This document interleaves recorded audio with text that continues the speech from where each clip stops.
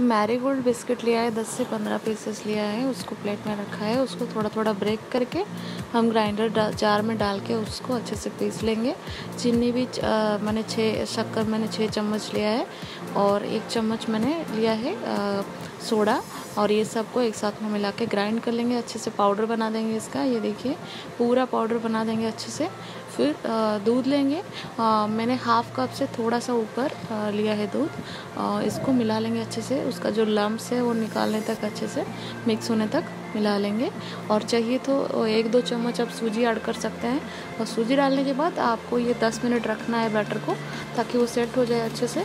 और इसको मैं माइक्रोवेव में बना रही हूँ, आप चाहे तो इसको प्रेशर कुकर में भी बना सकते हैं। ये देखिए मैंने ये इस तरह का बॉल लिया है। इसको माइक्रोवेव में रखने के लिए थोड़ा सा तेल ग्रीस किया है और थोड़ा सा सूखा आटा डाल के ऐसे ऐसे थोड़ा सा लेप की तरह लगा दिया है, और ताकि वो केक जब बन जाएगा तो अच्छे से निकल जाएगा। अभी बैटर डाल देंगे इसके अंदर। तो बैटर डाल के उसको रख देंगे माइक्रोवेव में 380 डिग्री फ़ारेनहाइट में। मैंने 4 से 5 मिनट तक उसको सेट होने के लिए बनने के लिए रखा है।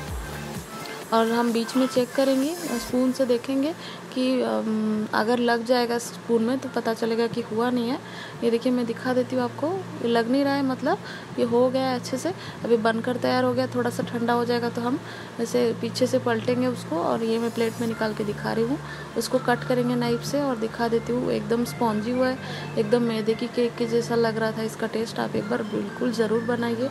आप प्रेशर कुकर में भी बना सकते हैं इसको।